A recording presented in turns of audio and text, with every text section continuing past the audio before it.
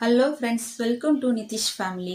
இன்றைக்கி நம்ம பார்க்க போகிற வீடியோ என்னோட வெயிட் லாஸ் ஜர்னி தான் பார்க்க போகிறோம். வாங்க வீடியோக்குள்ளே போகலாம். என்னோட வெயிட் லாஸ் அப்படின்ற போது எப்போ ஸ்டார்ட் ஆச்சுன்னா, என்னோட வெயிட் கெயின் அப்படின்றது 15 வயசுலேருந்தே எனக்கு ஸ்டார்ட் ஆயிடுச்சு. என்னோட மேரேஜ் அப்போ 60 to 65 kg இருந்தேன் நான். என்னோட ஆஃப்டர் டெலிவரி அப்போ நான் 70 to 75 kg ரீச் பண்ணேன். பிஃபோர் டெலிவரி நான் 85 to 90 kg ரீச் பண்ணேன்.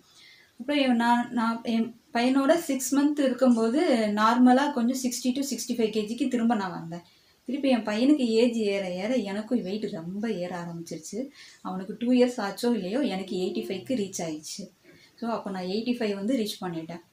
அந்த 85 கேஜியில் ரீச் பண்ணும்போது தான் எனக்கு ஒன்று ஒன்றா இஷ்யூஸ் கொஞ்சம் கொஞ்சமாக வர ஆரம்பிச்சது. அப்போ வரைக்கும் எனக்கு எதுவும் இஷ்யூஸ் தெரியல.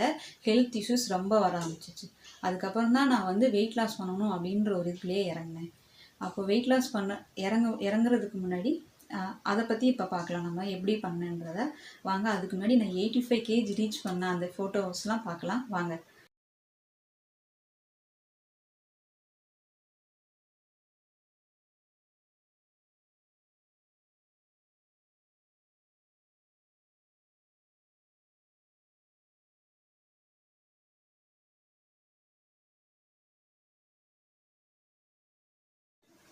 என்னோடய வெயிட் கெயின் ஃபோட்டோலாம் பார்த்துருப்பீங்க, அசந்துருப்பீங்க. ஒவ்வொரு கையும் ஒவ்வொரு என்ன சொல்கிறது, ஒவ்வொரு உருளைக்கட்ட சைஸுக்கு தான் இருந்தது.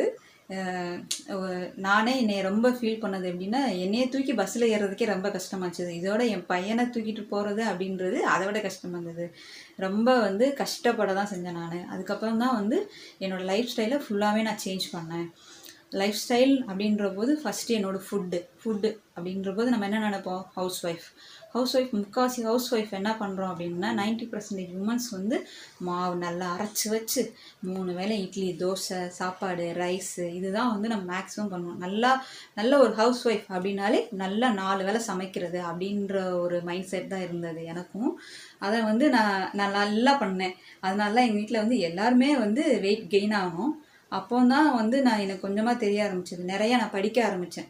என்ன பண்ணணும், முந்தி நம்ம என்ன சாப்பிட்டோம், நான் சின்ன பிள்ளையா இருக்கும்போது எங்கள் அம்மா எனக்கு என்ன கொடுத்தாங்க, எங்கள் அம்மாவுக்கு எங்கள் பாட்டி என்ன கொடுத்தாங்க, பாட்டிக்கு அவங்க என்ன சாப்பிட்டாங்க அப்படின்றது ஒன்றா நான் என்னோட ஊரில் என்ன ஃபாலோ பண்ணுவாங்களோ அதை தான் நான் என்னோட டயட்டாக மாற்றினேன் நான்.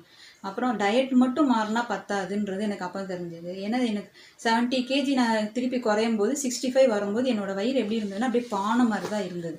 உடம்பு குறைஞ்சது, ஆனால் வயிறு பானை மாதிரி இருந்தது. முடிஞ்சால் அந்த வீடியோ அந்த ஃபோட்டோ நான் காமிக்கிறேன். 65 கேஜி இருக்கும்போது என்னாச்சுன்னா உடம்பு ஒல்லியான மாதிரி கொஞ்சம் உடம்பு குறைஞ்சது, ஆனால் எனக்கு வயிறு எப்படி இருந்ததுன்னா அப்படியே பானமாக இருந்தது.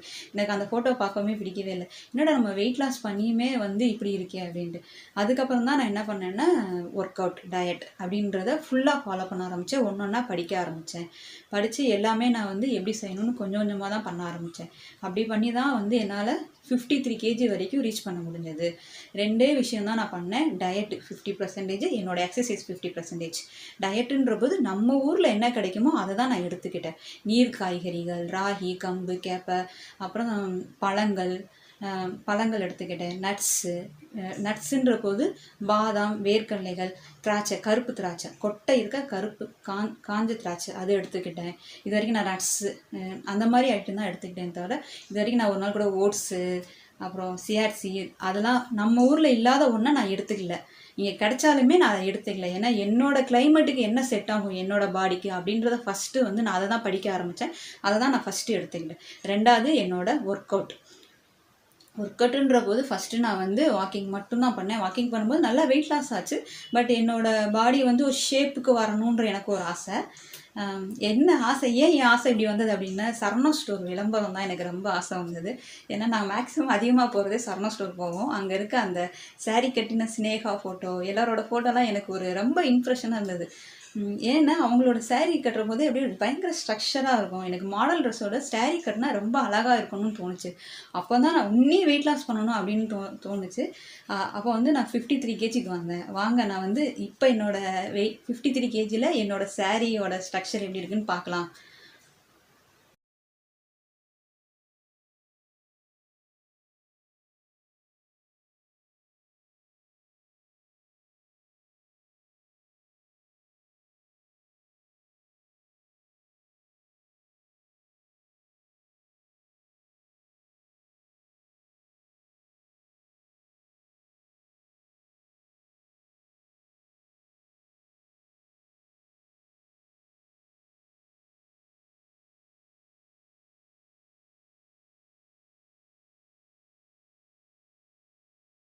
வாங்க நம்மளும் இனி அடுத்தடுத்த வீடியோவில் என்னோட டயட் ஹெல்த்தியான நம்ம ஊர் டயட் அண்ட் அப்புறம் நம்ம ஊர் எக்ஸசைஸ் சொல்ல முடியாது. நான் எல்லா விதமான எக்ஸசைஸும் செய்ய ஆரம்பிச்சிட்டேன். நான் ஒன்றும் செய்யாத எக்ஸசைஸ் அப்படின்னா வெயிட் லிஃப்டிங், ஜிம்முக்கு போகல. அது மாதிரி நான் எதுக்குமே பைசா கொடுத்து செலவழித்து ஒன்று பண்ணணும்னு தோணலை. நான் என்னோட 2 ஆசைகள் இப்போதைக்கு அப்படின்னா வெயிட் லிஃப்டிங் வச்சு நான் எக்ஸசைஸ் பண்ணணும். 2வது என்னோடது வந்து மாரத்தான் 42 கிலோமீட்டர் வந்து மாரத்தான் வந்து நான் ரீச் பண்ணணும். எனக்கு இப்போதைக்கு 2 ஆசைகள் வந்து அதுதான். அதை வந்து நான் உங்கள் கூட சேர்ந்து ஷேர் பண்ணி எல்லாருமே வந்து அதில் கலந்துக்கணும்னு ஆசை. வாங்க அடுத்தடுத்த வீடியோவில் பார்க்கலாம் எல்லாமே. நன்றி.